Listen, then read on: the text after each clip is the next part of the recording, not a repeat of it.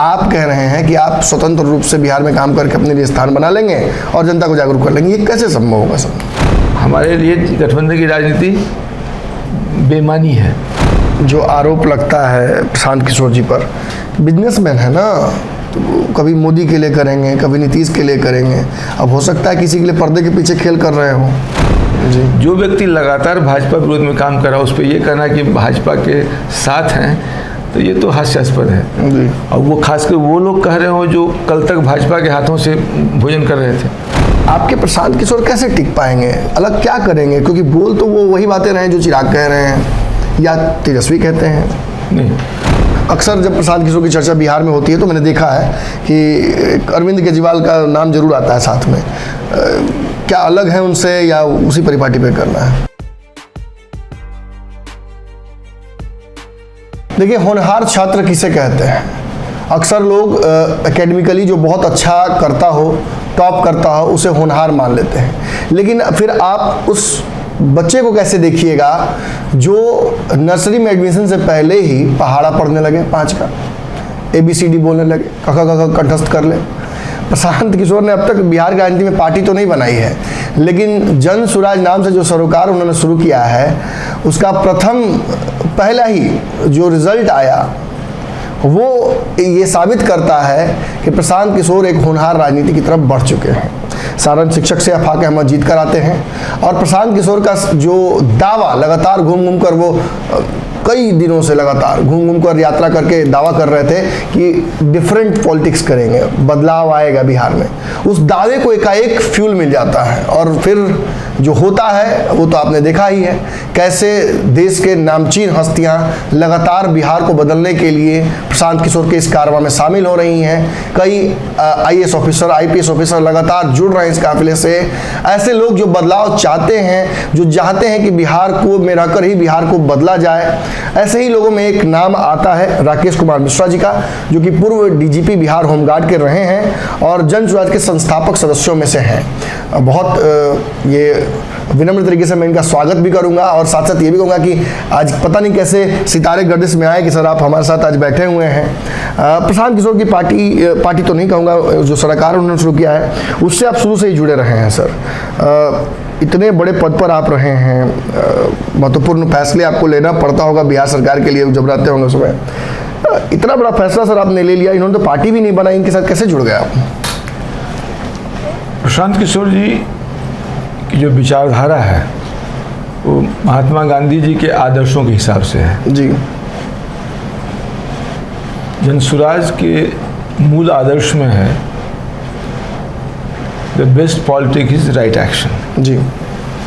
और समाज में विकास की पायदान पे सबसे अंतिम सीढ़ी पे खड़ा व्यक्ति जो विकास की बाट जो रहा हो जी, उस तक विकास पहुंचना और उसके चेहरे पे खुशहाली लाना, खुशी लाना, ये गांधी जी के आदर्शों में से एक था जी।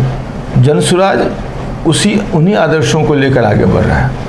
तो प्रशांत किशोर जी जब इस तरह के प्रस्ताव से हमको अवगत कराए और बिहार में एक बदलाव की बात कही कि बिहार में सत्ता परिवर्तन की कोई आवश्यकता नहीं है, सत्ता परिवर्तन से फर्क नहीं पड़ने वाला है जी।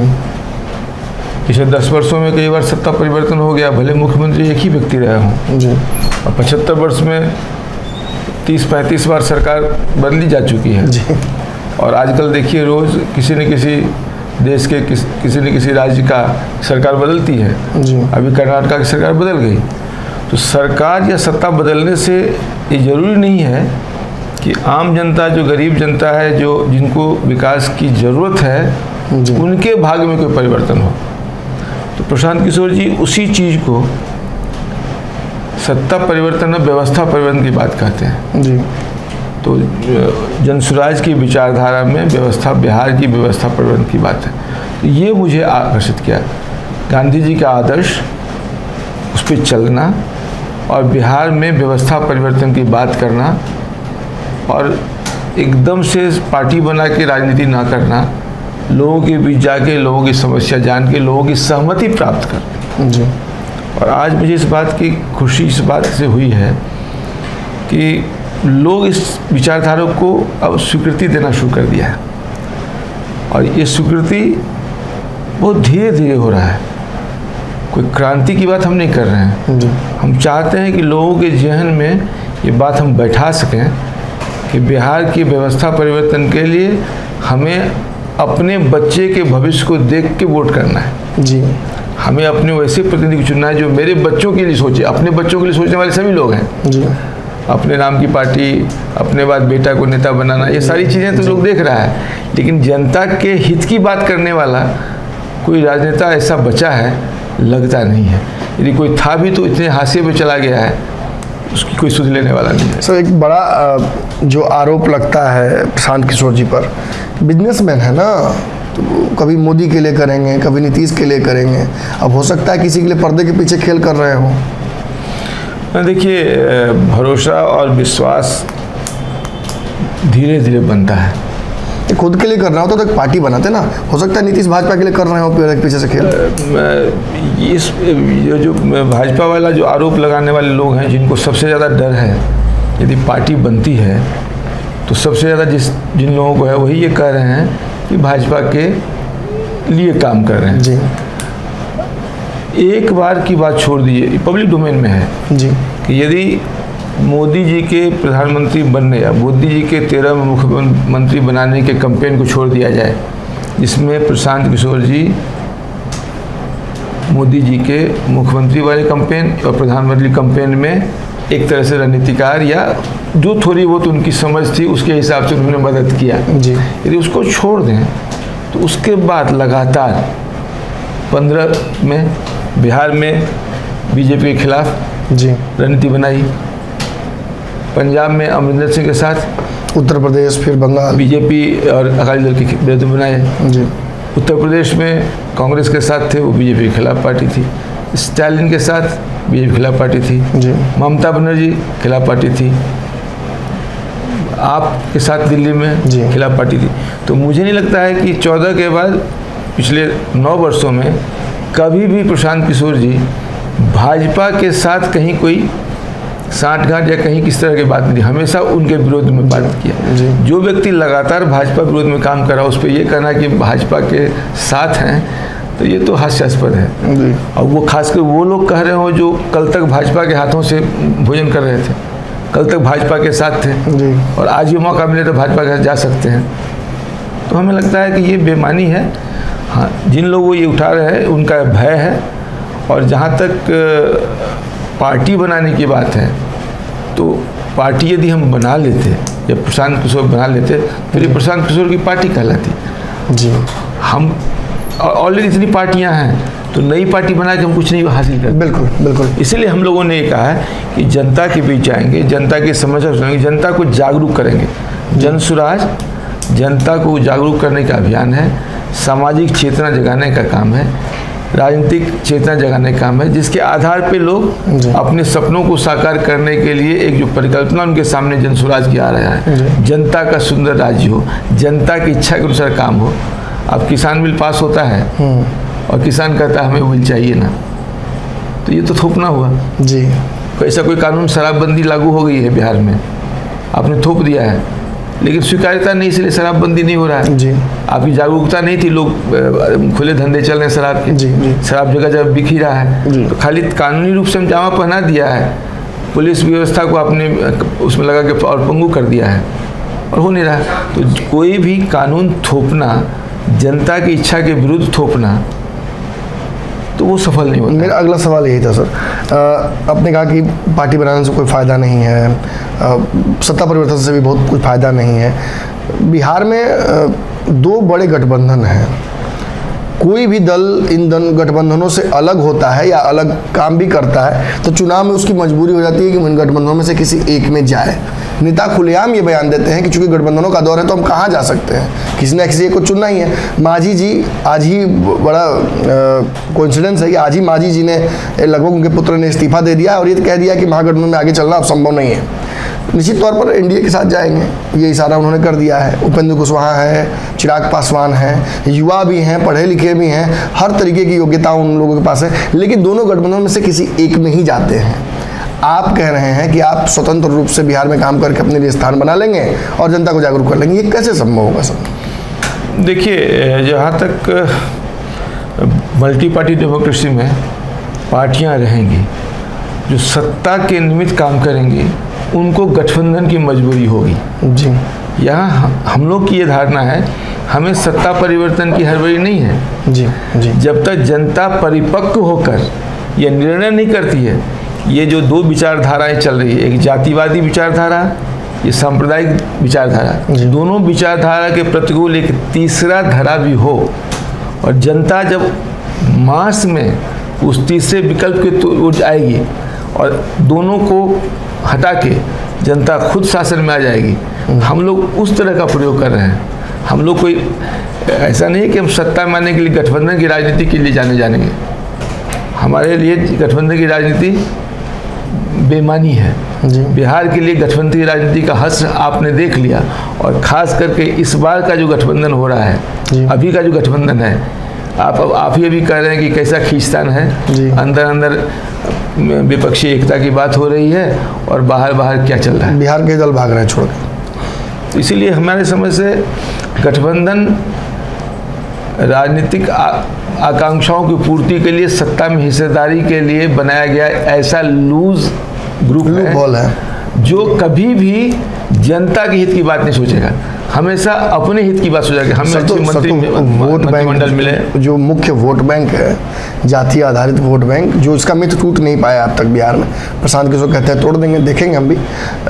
वो वोट बैंक तो चला गया है। एक तरफ महागठबंधन के पास 7 दल का गठबंधन है, MY वहीं है, लवकुश है, फिर NDA के पास चला गया, हिंदुत्व के नाम पर वोट हो रहा है, पोलराइजर। आपके लिए बच कहाँ रहा है स्पेस? नहीं, सवाल ये नहीं है कि नेता ऊपर मिल जाते हैं। जी। बिहार की राजनीति में आप तो खुद एनालिस्ट हैं, आप जानते हैं कि नेता भले मिल जाएं, और 2 उदाहरण मैं देना चाहूँगा। आप पहला उदाहरण यूपी का देना चाहूँगा। यूपी के चुनाव में आपने देखा कि मायावती और अखिलेश यादव, जी, समाजवादी पार्टी और बसपा आपस में मिल तो गए, जी, लेकिन नीचे का उनके जो सपोर्टर्स थे, वोटर्स थे, वो नहीं मिले। जी। करीब करीब आज की तारीख में वही स्थिति बिहार के 7 पार्टी गठबंधन की है। सारे गठबंधन के साथ पार्टी अपने स्वार्थ हित में एक जगह आ गए हैं। जी। शिक्षक के मुद्दे पे अनेक पार्टियां उसमें से सरकार के साथ नहीं है, बिल्कुल, फिर भी सरकार को चला रही है।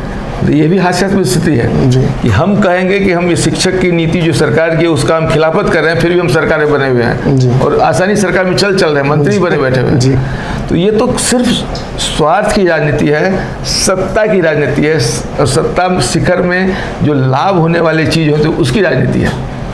तो ऐसी परिस्थिति में गठबंधन, और जहाँ तक आपने कहा कि कैसे चलेंगे, तो जब जनता अपना विकल्प खुद बन जाएगी, जनता एक नया विकल्प खुद पैदा करेगी, तो फिर तो न जाति की बात होगी न धर्म की बात होगी, अपने बच्चों के भविष्य की बात होगी। तो हम लोग उसी चीज़ को यदि हम जगा पाए, हम बता पाए, तो पार्टी बन के लोग लड़ेंगे। नहीं बता पाया तो ये अभियान चलता है। अक्सर प्रशांत किशोर को जो मैं सुनता हूँ तो लगभग वही रटाई बातें होती हैं जो चिराग पासवान करते हैं, या पूर्व में केजरीवाल या किसी ने भी कहा हो। बिहार में 3-4 युवाओं का मैं आपको उदाहरण देना चाहूँगा। संतोष मांझी, आज उन्होंने पार्टी बचाने के लिए और गरीबों के हित के लिए कहा कि मैंने इस्तीफा दे दिया। चिराग पासवान ने भी एक सर्टेन समय में ये तय कर लिया कि नीतीश के साथ हम नहीं रहेंगे, बिहार के विकास में सबसे बड़े बाधक यही हैं। तेजस्वी यादव ने भी नीतीश के लिए नो एंट्री लगाई थी, फिर कहा कि भाजपा को रोकना है तो भाई हम नीतीश के साथ जा रहे हैं, हम कुर्सी के भी त्याग कर रहे हैं, हम CM नहीं बनेंगे। इन सभी युवाओं के बीच इनकी एक पुरानी लेगेसी भी रही है। आपके प्रशांत किशोर कैसे टिक पाएंगे, अलग क्या करेंगे? क्योंकि बोल तो वो वही बातें रहे जो चिराग कह रहे हैं या तेजस्वी कहते हैं। नहीं, सवाल ये नहीं है, सवाल ये है कि जिन लोगों की आपने चर्चा की, वो जिस तरह से अपनी राजनीति कर रहे हैं बिहार में पिछले कई सालों से, जी, या उनके पूर्वज जो करते रहे राजनीति, जी, उस राजनीति का छाप उन पे है। आप भेड़ के खाल में भेड़िया के रूप में ही जाने जाएंगे। जी। यदि आप साबित करना चाहेंगे तो आपके पुराने इतिहास को लोग देखेगा। जी। किसी का पुराना इतिहास उसके आगे की राजनीति को बताएगा। बिल्कुल। इसीलिए यदि आप मुंह से कुछ भी बोलें, मुंह में राम बगल में छुरी वाली कहावत चर्चा होगी, आप कहेंगे कि मैं बनना नहीं चाहता, मैं बनना नहीं चाहता, लेकिन सारी राजनीति आपकी उसी लाइन पे है। आपने सारे उन लोगों को हाशिए पे डाला जो एक समय आपके कद्दावर नेता हुआ करते थे जी कि पार्टी का देख लीजिए, सारे लोग आपस में पारिवारिक कलह के आधार पर पार्टियां टूट फूट रही है। जी। इसका मतलब यह है कि आप आखिर यदि आप सत्ता नहीं चाहते हैं, ये टूट फूट क्यों हो रहा है आपके परिवार में? बिल्कुल सत्ता के लिए हो रहा है। इसलिए उनकी बातों पर हम कोई ज़्यादा तवज्जो नहीं देना चाहेंगे, और देना भी उचित नहीं है, क्योंकि उनका अपनी सोच है, उनकी अपनी पार्टी की एक संस्कृति है, प्रकृति है, विकृति है, जो भी है उस पर कुछ काम कर रहे हैं, उस पर कमेंट करना उचित नहीं होगा। लेकिन जहाँ तक प्रशांत किशोर जी की बात है, प्रशांत किशोर जी कह रहे हैं कि बिहार का जो सबसे योग्य व्यक्ति हमारे बिहार का होगा, जो हमारे मंथन में चुन के आएगा, वो व्यक्ति बिहार की सत्ता संभालेगा। जनता में जो जनता जिसको सबसे उपयुक्त समझेगी, जिसको सबसे काबिल समझेगी, जिसको सबसे त्यागवान समझेगी, जिसको सबसे ईमानदार समझेगी, जिसके पास एक विजन देखेगी, उसको कुर्सी देगी। इसमें ये प्रजातांत्रिक मूल्यों को जब जमीन पर उतारेंगे, अपने आप उस प्रजातांत्रिक प्रकृति से उसके उस प्रकार से उस प्रजातंत्र के मूल्यों के आधार पे नई पौध आएगी। हम उस नई पौध की बात कर रहे हैं। लगभग अगर देखा जाए तो 8-9 महीने हैं चुनाव को लेकर 2024 के, उसको लेकर भी तैयारियां आपके सरोकार की हो रही होगी। ये जानना चाहूँगा कि जहां सभी दल सीटों के समझौते को लेकर बातचीत कर रहे हैं, आपकी रणनीति क्या है? हमारी रणनीति है, हम पद यात्रा कंटिन्यू करेंगे, हम गांव-गांव गली-गली जाएंगे, लोगों से बात करेंगे, हम लोगों को बिहार की बदहाली की बात बताएंगे, बिहार की बेरोजगारी की बात बताएंगे, हमारे क्या हम प्लान बिहार के लिए बेहतर हो सकता है उसकी जानकारी देंगे। उनको अपने बच्चों के भविष्य को सोचते हुए विवेक पर निर्णय लेने की क्षमता जगाएंगे, और जो उपयुक्त उम्मीदवार यदि जनता चुन के खड़ा करती है, यदि हमें जरूरत पड़े उनको हम समर्थन देंगे। और यदि चुनाव लड़िएगा आप लोग? जनता लड़ेगी चुनाव, जनता निर्णय लेगी कि चुनाव लड़ना है कि नहीं। जो जनता जिससे हम जुड़ेंगे वो निर्णय लेगी, और जनता जो निर्णय लेगी। अभी तो प्रशांत किशोर विभिन्न पार्टियों का हाथ पकड़ के उनको चुनाव जिताती रही। अभी हमने जनता का हाथ पकड़ा है। तो केवल बिहार में ही अभी फिलहाल फोकस रहेगा आपकी, फिर मैं देखिए पार्टी बोल रहा हूँ, सरोकार का, या फिर बिहार के बाहर भी होगा कुछ? हम लोगों का है कि बिहार से शुरुआत करनी जी। बिहार की सबसे ज़्यादा परेशानी बिहार में है जी। बिहार से शुरुआत करने का मतलब, और बिहार राजनीतिक रूप से बहुत ही आगे सोचता है। आज जो बिहार में होगा वो 15 साल बाद केंद्र में होना है। तो बिहार को यदि आज बिहार में जो हो रहा है 15 साल बाद वही चीज़ केंद्र में हो जाएगा। सर अरविंद केजरीवाल ने भी इसी तरीके के सपने दिखाए थे, फिर राजनीति में आए, फिर उन्होंने बहुत तरीके के कॉम्प्रोमाइज़ेस भी किए। अक्सर जब प्रशांत किशोर की चर्चा बिहार में होती है तो मैंने देखा है कि अरविंद केजरीवाल का नाम जरूर आता है साथ में। क्या अलग है उनसे या उसी परिपाटी पे करना है? दोनों में दो चीज़ें हैं। देखिए, दोनों विचारधारा और दोनों जो संकल्प है, दोनों में काफ़ी फर्क है। अरविंद केजरीवाल साहब ने जो पार्टी बनाई, एक अन्ना आंदोलन के उपज थे, और उसमें एक आइडियोलॉग थे, विचारधारा के लोग थे। जब पार्टी बन गई, जब सत्ता मिल गई, तो ऐसा देखा गया कि धीरे धीरे सारे आइडियोलॉग जो है वो बाहर चले गए जी। और उसमें पूर्ण रूप से राजनीति होने लगी जी। तो फिर वो पार्टी बाकी राजनीतिक पार्टी की तरह ही एक पार्टी के रूप में स्वीकार गई जी। वहाँ पार्टी पहले बनी, कैंडिडेट बाद में खोजे गए जी। हम यहाँ पर जनता के बीच से अच्छे लोग को पहले चुन रहे हैं, उनको बिठा के उनको ऊपर निर्णय छोड़ेंगे वो पार्टी बनाएगी नहीं। तो वहाँ पर एक व्यक्ति प्रमुख हो गया था, केजरीवाल प्रमुख हो गए थे, बाकी सब हाशिए चले गए। यहाँ पर प्रशांत किशोर खुद हाशिए पे रहेंगे, बाकी जनता मेन फ्रेम पे रहेगी। तो जब मेन फ्रेम में जनता रहेगी और प्रशांत किशोर बाहर से ऑब्जर्वर ग्रुप में रहेंगे तो कभी गड़बड़ी होगी नहीं, क्योंकि ऑब्जर्वर का संकल्प है और ऐसे अच्छे लोगों की जमघट है और उनका विचार है, और एक कार्य योजना हमारी बनी रहेगी, उनको उस कार्य योजना में काम करनी होगी, जिसमें बिहार को जो आज 28वें स्थान पे है उसको हम 5 अग्नि राज्य में ला सकें, इसकी कार्य योजना बनेगी। हमारी इच्छा ये है कि 2 करोड़ बिहार की जनसंख्या जो बाहर मजदूरी के लिए पलायन कर गई है, उन 2 करोड़ लोगों को बिहार में उनके गांव में ही 10,000 रुपये की नौकरी का कैसे प्रबंध किया जाए जी।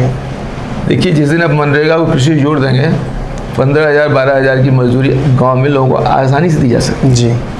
तो हम लोग का एक ऐसी परिकल्पना है कि हम इस तरह से उपाय करें कि जो हमारे युवक अशिक्षित रह गए और मजदूरी करने को बाध्य हैं, उनको यदि मजदूरी करना है तो वो पंजाब के खेत में मजदूरी क्यों करेंगे? बिल्कुल। हरियाणा के खेत में क्यों मजदूरी करेंगे? बेंगलोर जाकर क्यों मजदूरी करेंगे? बिहार के खेतों में ही मजदूरी करेंगे। जो मजदूरी वहाँ उनको मिलती है उतनी मजदूरी को बिहार में ही मिले तो क्या पलट हो जाएगा। बिहार के खेतों को मजदूर मिल जाएगा, बिहार के ज़मीन वालों को जो मजदूरी की समस्या वो समाप्त हो जाएगी, मजदूरों को उचित मनरेगा के माध्यम से उचित हम सपोर्ट कर पाएंगे, उनको उचित श्रम की राशि भुगतान उनका मजदूरी दे पाएंगे जी, और नौकरी मिल जाएगी। आखिरी सवाल है सर मेरा, प्रशांत किशोर काफ़ी दिनों से राजनीति से जुड़े रहे हैं, कमोबेश लगभग सभी पार्टियों के साथ काम कर चुके हैं, ये वक्त ही क्यों चुना उन्होंने बिहार पर फोकस करने के लिए? ये बड़ा सवाल है। 2024 को ही क्यों चुना? क्या नरेंद्र मोदी को रोकना मकसद है, या बिहार में कहावत है सर कि हलवाई अपनी मिठाई नहीं खाता है, खाता भी है तो लुका के खाता है कहीं, तो वो तो नहीं करने आए ना? नहीं, देखिए, जहाँ तक ये करना है कि बिहार को ही क्यों चुना और ये समय भी क्यों चुना और समय क्यों चुना, तो 2021 में जब बंगाल में और तमिलनाडु में एक साथ चुनाव जीतने के बाद और क्लाइमेक्स था दोनों राज्यों में, आपने हटाया एक जगह आपकी भाजपा को लगभग मेट्रो से खत्म ही कर दिया गया। हाँ, तो बंगाल के चुनाव के हार के बाद बहुत सारी चीज़ें भाजपा में परिवर्तन के रूप में होने भी लगी है जी।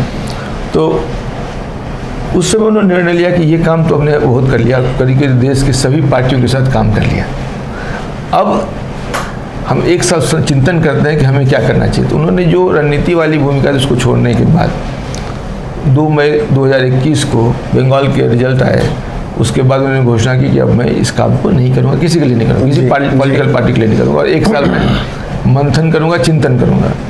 और 2 मई 2022 को पटना में आकर उन्होंने एक ट्वीट किया, फिर प्रेस कॉन्फ्रेंस 5 मई को किया, और तब से उन्होंने कहा कि हम बिहार से शुरुआत करना चाहते हैं एक नई राजनीतिक पार्टी की। तो 2 मई से शुरू किया, लगातार लोगों ने कहा टिकेंगे नहीं, रहेंगे नहीं, लेकिन 2 मई के बाद लगातार वो पटना में रहते हुए और पदयात्रा तक पिछले साल भर से 1 साल से लगातार बिहार में काम कर रहे हैं। तो यदि राजनीतिक पार्टी और पॉलिटिकल चुनाव की बात होती तो कहीं ना कहीं वो आराम से अभी भी आ सकते थे, लेकिन वो पिछले 1 वर्षों से बिहार में भ्रमण कर रहे हैं। तो इसके पीछे एक सधी हुई इच्छा है कि जो चीज़ें लोगों को जगाने में समय लग जाएंगे, तो ये लोकसभा चुनाव आते आते एक लोगों में ऐसी भावना आ जाएगी कि बिहार के विकास के लिए हमें अपने सही लोगों को चुनना है, अपने सही व्यक्ति को चुनाव करना है। तो यदि जागरूकता हो जाएगी तो उस लोकसभा चुनाव में इसका परिणाम दिख जाएगा। उसमें भाजपा को फ़ायदा होता है कि किसको फ़ायदा होता है, इससे हम लोग बिल्कुल कोई मादा नहीं रखते। जी, आपने सुना किस तरीके से भाजपा को विभिन्न राज्यों में रोकने के बाद प्रशांत किशोर ने शायद गोल्ड हिट कर लिया। उन्हें समझ में आ गया है कि बिहार में भी एक अल्टरनेट राजनीतिक विकल्प लाया जा सकता है, उसी पर काम कर रहे हैं। यात्राएं तो बहुत हमने देखी हैं बिहार में, लेकिन ये एक ऐसी यात्रा है जो ख़त्म ही नहीं हो रही है। प्रशांत किशोर लगातार घूम रहे हैं, टीम पीके के माध्यम से यूथ्स को जोड़ रहे हैं, बिहार के वैसे लोगों को जोड़ रहे हैं जो सेवानिवृत्त हो गए हैं, बड़े बड़े पदों पर जिन्होंने सेवा दी है। इसी कड़ी में राकेश कुमार मिश्रा जो कि पूर्व बिहार के डीजीपी होमगार्ड रह चुके हैं, ये भी प्रशांत किशोर की इस टीम से जुड़े हैं। बहुत बेबाकी से उन्होंने अपनी बात रखी और स्पष्टता से समझाने की कोशिश की कि क्यों बिहार में मौजूदा जो राजनीतिक पानी है वो पूरी तरीके से सड़ांध की ओर बढ़ चुका है। ऐसे में फ्रेश वाटर, राजनीतिक जो वाटर होता है, उसे लाने की आवश्यकता क्यों है।